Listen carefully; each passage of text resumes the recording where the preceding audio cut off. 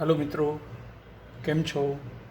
સરસ્વતી માધ્યમિક કન્યા વિદ્યા મંદિર નવા થોરાળાના ઓનલાઈન શિક્ષણમાં આપ સર્વેનું સ્વાગત છે. ધોરણ 9 વિષય ગણિત, પ્રકરણ નંબર 4 દ્વિચલ સુરેખ સમીકરણો. મિત્રો, આ પૂર્વેના વિડીયોની અંદર આપણે સ્વાધ્યાય 4.3ના દાખલા નંબર 1ના આલેખો મેળવી ગયા હતા. હવે આજના વિડીયોની અંદર આપણે સમજીશું સ્વાધ્યાય 4.3ના દાખલા નંબર 2 અને એની આગળના દાખલાઓના ઉકેલોની ચર્ચા કરીશું. તો મિત્રો, અહીંયા આપણને દાખલા નંબર 2માં કહ્યું છે બિંદુ 2.14 માંથી પસાર થતી બે રેખાઓના સમીકરણો આપો. હવે 2.14 એટલે કે જેનો એક્સ અને વાય આમ 2 અને 14 હોય એવું બિંદુ, એમાંથી પસાર થતી ઘણી બધી રેખાઓ મળી શકે મિત્રો, પરંતુ બે રેખાઓના સમીકરણો આપણે આપવાના છે કે જેનો ઉકેલ આ 2.14 હોય અથવા તો 2.14નું બિંદુ એ બે રેખાઓ ઉપર આવેલું હોય. તો મિત્રો, આપણી પાસે જુદા જુદા પ્રકારની 6 આલેખો, એક એક્સ અક્ષ, એક વાય અક્ષ, એક એક્સ અક્ષને સમાંતર, વાય અક્ષને સમાંતર, ઉદ્ભવ બિંદુમાંથી પસાર થતી રેખા અને કોઈ પણ બે અક્ષને છેદતી રેખા, એના સમીકરણોના સ્વરૂપ છે. તો એના આધારે આપણે વિચારીએ. આપણી પાસે દ્વિચલ સુરેખ સમીકરણનું વ્યાપક સ્વરૂપ છે ax + by + c = 0. તો આની અંદર એક્સની કિંમત 2 હોય ત્યારે વાયની કિંમત 14 થાય એવું ક્યારે બને? તો આપણે જોઈએ મિત્રો. એક એક્સનો સહગુણક 1 લઈએ. હવે આ એક્સની કિંમત 2 છે ત્યારે વાયની કિંમત 14 ક્યારે થાય? તો કે જ્યારે આને 2ને 7 વડે ગુણીએ તો વાય મળે. તો 7x = વાય, એક સમીકરણ આવું મળે. બરાબર છે મિત્રો? તો આ સમીકરણ છે એ ઉદ્ભવ બિંદુમાંથી પસાર થતી રેખાનું થયું. પછી એક આ પ્રકારનો એક્સ, વાય અને અચળ પદ હોય એવું આપણે જરા વિચારીએ. તો એક્સની કિંમત 2 હોય તો આપણે લઈએ એક્સ, એમાં વાયની કિંમત 14 થાય તો એક્સની કિંમત 2 છે એની અંદર 12 ઉમેરીએ તો 14 મળે, એટલે કે વાય મળે. 2 + 12 એટલે 14, તો વાયની કિંમત 14 થઈ ગઈ. તો એક્સ + 12 = વાય. આ બીજું સમીકરણ મળ્યું. તો એ આ સ્વરૂપમાં, વ્યાપક સ્વરૂપમાં થયું. હવે આપણે આનો આલેખ દોરીએ તો બે અક્ષને છેદતી કોઈ રેખા મળે. આનો આલેખ દોરીએ તો ઉદ્ભવ બિંદુમાંથી પસાર થતી રેખા મળે. હવે મિત્રો, એક્સ અક્ષને સમાંતર અથવા તો વાય અક્ષને સમાંતર હોય એવી રેખા માટે વિચારીએ. તો એનો અર્થ એ થયો કે એક્સની કિંમત 2, તો માત્ર એક્સ = 2 લઈ લઈએ તો આનું સમીકરણ, એટલે કે આનું સમીકરણ છે એ આમ લખી શકાય, x - 2 = 0. તો આ આપણું ત્રીજું સમીકરણ થયું, જે એક્સ બરાબર અચળ છે, વાયની કિંમત ગમે તે લેતા જાઓ, એક્સની કિંમત 2 મળશે. તો એનો અર્થ એ થયો કે આ વાય અક્ષને સમાંતર, એક્સ અચળ છે માટે વાય અક્ષને સમાંતર રેખા મળશે જે 2.14 માંથી પસાર થશે. એવી જ રીતે વાય બરાબર 14 લઈ લઈએ તો એનો અર્થ એ થયો કે વાય - 14 = 0. તો આ ચોથું સમીકરણ થયું, જેનો આલેખ એક્સ અક્ષને સમાંતર થશે, જ્યાં વાયની કિંમત 14 હશે, એક્સની કિંમત જુદી જુદી કોઈ પણ હશે, એના ઉપર આ 2.14નું બિંદુ આવેલું હોય. આ ઉપરાંતની ઘણી બધી રેખાઓ માટે વિચારી શકાય. જેમ અહીંયા x + 12 = વાય લીધું, એમ આપણે એવી રીતે પણ લખી શકીએ કે x = y - 12. તો આ પ્રકારે ઘણા બધા સ્વરૂપો આપણે લઈ શકતા હોઈએ છીએ. ટૂંકમાં 4 પ્રકારના સમીકરણોની વાત તો અહીંયા આપણે કરી ગયા. તો આપણે તો 2 રેખાઓના સમીકરણો જોવાના હતા, તો આમાંથી કોઈ પણ 2 લઈ શકીએ. બીજું આપણને પ્રશ્ન કીધું છે કે આવી બીજી કેટલી રેખાઓ મેળવી શકાય. તો આપણે કહી શકીએ કે આવી અસંખ્ય રેખાઓ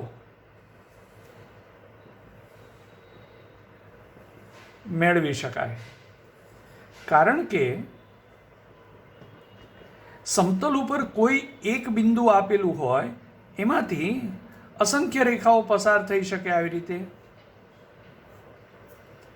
માટે આ બિંદુ એ આપેલી બધી રેખાઓનો ઉકેલ છે, અથવા તો આપેલ બધી રેખાઓ પર એ આવેલું છે. માટે કોઈ એક બિંદુમાંથી પસાર થતી હોય એવી અસંખ્ય રેખાઓ મેળવી શકાય.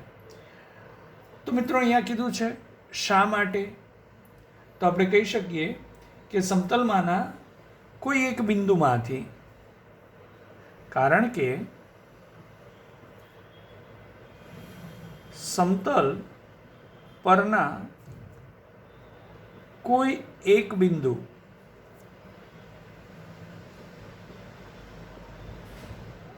આપેલ બિંદુમાંથી અસંખ્ય રેખાઓ પસાર થાય છે, જે આપણે આકૃતિની મદદથી પણ સમજી શકીએ મિત્રો. તો આ રીતે આપેલ કોઈ એક બિંદુમાંથી અસંખ્ય રેખાઓ પસાર થઈ શકે. ત્યાર પછી જોઈએ દાખલા નંબર 3. તો મિત્રો દાખલા નંબર 3માં જો બિંદુ 3, 4 એ સમીકરણ 3y બરાબર x વત્તા 7ના આલેખ પરનું એક બિંદુ હોય તો એની કિંમત શોધો. તો મિત્રો ઉકેલ સમજીએ. તો કોઈ બિંદુ xy બરાબર 3, 4નું બિંદુ છે એ આપેલ સમીકરણ 3y બરાબર x વત્તા 7ના આલેખ પરનું એક બિંદુ હોય તો એનો અર્થ એ થયો કે આપેલ બિંદુ એ 3y બરાબર x વત્તા 7નો ઉકેલ થાય. કારણ કે એ રેખા પર એ બિંદુ આવેલ હોય તો એ બિંદુ એ આપેલ સમીકરણનો ઉકેલ થાય.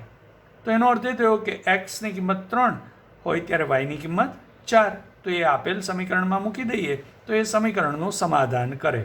એટલે કે સમીકરણની ડાબી અને જમણી બાજુ બંને સરખી થાય. તો 3 ગુણ્યા વાય એટલે 4 બરાબર a ગુણ્યા એક્સ એટલે 3 વત્તા 7. તો આ સમીકરણનું સમાધાન કરે છે, માટે આ બે બાજુ સરખી થઈ. તો હવે સાદુરૂપ આપીએ તો એની કિંમત મળે 3 ચોક 12 બરાબર 3a વત્તા 7. 7ને આ બાજુ લઈ આવીએ તો 3a બરાબર 12 ઓછા 7. તો તેથી થશે 3a બરાબર 5. તેથી a બરાબર 5/3. તો જો મિત્રો 3, 4 એ આપેલ સમીકરણ પરનું, એટલે કે આપેલ સમીકરણની રેખા, એટલે કે આપેલ સમીકરણનો આલેખ દોરીએ એના ઉપરનું બિંદુ હોય તો આ બિંદુ એ આપેલ સમીકરણનો ઉકેલ થાય, માટે એ સમીકરણનું સમાધાન કરે. તો પરિણામે આપણને એની કિંમત 5/3 મળે છે, જે આપણને કીધી હતી કે એની કિંમત શોધો. તો સમજાય મિત્રો. આ રીતે કોઈ બિંદુ એ આપેલ સમીકરણના આલેખ ઉપર હોય તો એનો એક ઉકેલ થતો હોય છે. એ આપણે થિયરીની અંદર જોઈ ગયા હતા. તો એનો આપણે ઉપયોગ અહીંયા કરી અને અજ્ઞાત સંખ્યા એની કિંમત મેળવી ગયા. તો હવે જોઈએ મિત્રો દાખલા નંબર 4. તો મિત્રો જોઈએ દાખલા નંબર 4ને. એક શહેરમાં ટેક્સી ભાડું આ પ્રમાણે છે. પ્રથમ કિલોમીટર માટે ભાડું 8 રૂપિયા અને ત્યારબાદના દરેક કિલોમીટર માટે ભાડું 5 રૂપિયા પ્રતિ કિલોમીટર છે. એટલે પહેલું કિલોમીટરે 8 રૂપિયા અને ત્યાર પછીના દરેક કિલોમીટર માટે 5 રૂપિયા છે. હવે કાપેલ અંતર છે એ x કિલોમીટર હોય તો મિત્રો x કિલોમીટર અંતર કાપ્યું હોય તો એમાંથી પહેલા કિલોમીટરના બાદ કરી દઈએ તો બાકીના કિલોમીટરના 5 રૂપિયા લેખે ભાડું થાય.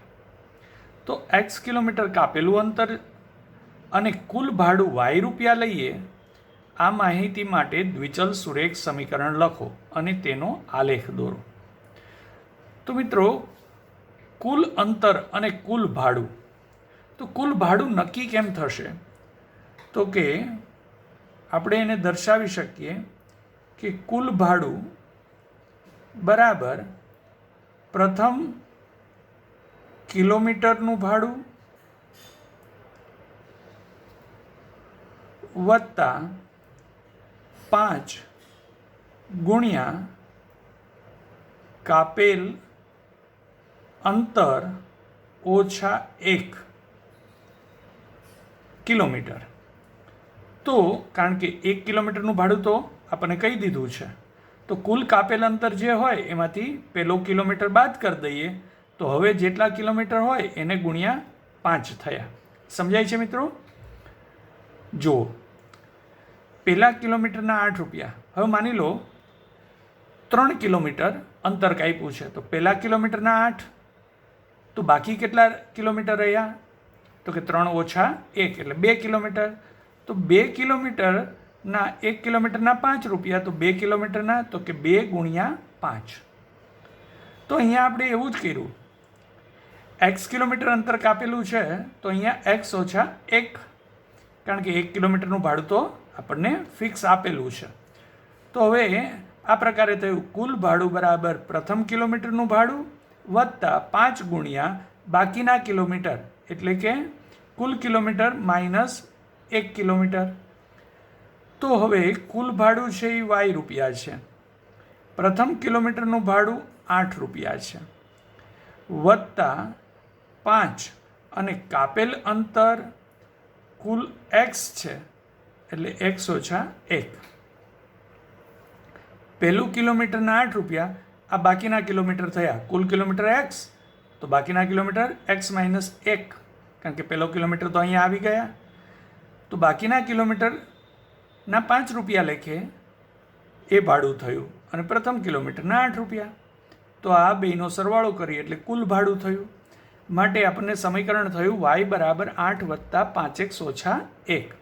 આનું સાદુરૂપ આપીએ તો 8 વત્તા 5x ઓછા 5 થયું. એનો અર્થ એ થયો કે y બરાબર 5x વત્તા 3 થયું. 8 ઓછા 5 એટલે 3. તો આને આપણે પ્રમાણિત સ્વરૂપમાં દર્શાવીએ તો 5x, વાયને આ બાજુ લઈ આવીએ તો ઓછા y વત્તા 3 બરાબર 0. આ આપણું સમીકરણ થયું. એટલે આપણે દ્વિચલ સુરેખ સમીકરણના સ્વરૂપમાં લખવાનું હતું એ લખ્યું. હવે એનો આલેખ દોરવાનો છે. આલેખ દોરવાનો છે તો એના માટે આપણે y સ્વરૂપ જોશે. તો y બરાબર 5x વત્તા 3, જ્યાં x પસંદ કરતા જઈએ તો આપણને y મળતો જાય. તો x બરાબર 0 લઈએ તો y બરાબર 5 ગુણ્યા 0 વત્તા 3, એટલે આપણને મળે y બરાબર 3. એટલે કે x 0 ત્યારે y 3 મળે છે. એ જ રીતે x બરાબર 1 લઈએ તો y બરાબર 5 ગુણ્યા 1 વત્તા 3, એટલે થયું 8. તો જ્યારે x બરાબર 1 લઈએ ત્યારે y બરાબર 8 મળે છે. આ જ રીતે x બરાબર ઓછા 1 લો તો શું મળે? y બરાબર 5 ગુણ્યા ઓછા 1 વત્તા 3 બરાબર ઓછા 2, કારણ કે આ ઓછા 5 વત્તા 3 એટલે ઓછા 2. તો x બરાબર ઓછા 1 ત્યારે y બરાબર ઓછા 2 મળે છે. તો મિત્રો હવે આનો આલેખ દોરવો છે. તો આ બધા બિંદુઓને આલેખ પત્ર ઉપર નિરૂપણ કરીએ. તો પહેલાં આલેખ પત્ર તૈયાર કરીએ. તો મિત્રો આલેખપત્ર તૈયાર કરીએ, જેમાં પ્રમાણ માપ એક્સ અક્ષ ઉપર 1 સેન્ટીમીટર બરાબર 1 એકમ અને વાય અક્ષ ઉપર 1 સેન્ટીમીટર બરાબર 1 એકમ લીધેલું છે. તો હવે આપણે આપેલ દરેક બિંદુઓને આલેખપત્રમાં આલેખન કરીએ. તો 0, 3નું બિંદુ 0, 3 એટલે વાય અક્ષ ઉપર એ બિંદુ આવશે. 1, 8 એક્સ યામ 1 ત્યારે વાય યામ 8 એટલે પ્રથમ ચરણનું બિંદુ થશે. -1, -2 તો એ ત્રીજા ચરણનું બિંદુ થશે. -1 ત્યારે -2. આપણે આ બિંદુઓને માંથી પસાર થતી રેખા દોરીએ.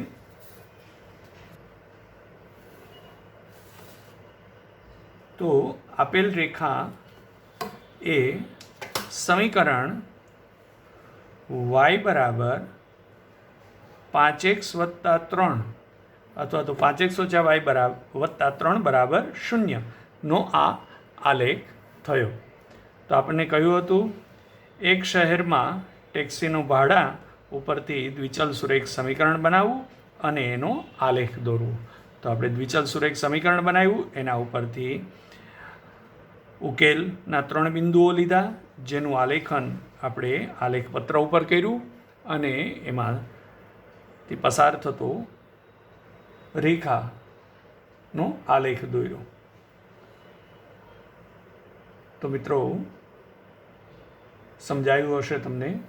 આ રીતે અહીંયા દ્વિચલ સુરેખ સમીકરણ બનાવવું એ જ અગત્યની વાત હતી. બાકી તો તમને આલેખપત્રમાં એનું નિરૂપણ કરતાં આવડે છે. હવે જોઈએ દાખલા નંબર 5. તો હવે જોઈએ મિત્રો દાખલા નંબર 5. નીચે આપેલ આકૃતિ 1 અને 2માં આપેલા આલેખ માટે તેની નીચે આપેલા વિકલ્પોમાંથી યોગ્ય સમીકરણ પસંદ કરો. મિત્રો જુદા જુદા સમીકરણના સ્વરૂપ ઉપરથી આલેખનું સ્વરૂપ કેવું હશે એ સમજી ગયા છીએ. તો અહીંયા આલેખના સ્વરૂપને આધારે સમીકરણનું સ્વરૂપ નક્કી કરવાનું છે. તો આલેખ છે એ ઉદ્ગમ બિંદુમાંથી પસાર થતી રેખા છે અને એ ઉપરાંતના 2 બિંદુઓ પણ એ રેખા ઉપર આવેલા છે. 1 - 1 અને -1 1નું બિંદુ. તો મિત્રો આપેલ સમીકરણો પૈકી કયું સમીકરણ એ આ આલેખનું સમીકરણ છે? તો પહેલી વસ્તુ તો એ છે કે આપણે એના ઉકેલ માટે વિચારીએ તો એ આલેખ કેવો મળે. ઉદ્ગમ બિંદુમાંથી પસાર થતો જે રેખા હોય એનું સ્વરૂપ ax + by = 0 આવું સ્વરૂપ હોય. એનો અર્થ એ થયો કે આ અથવા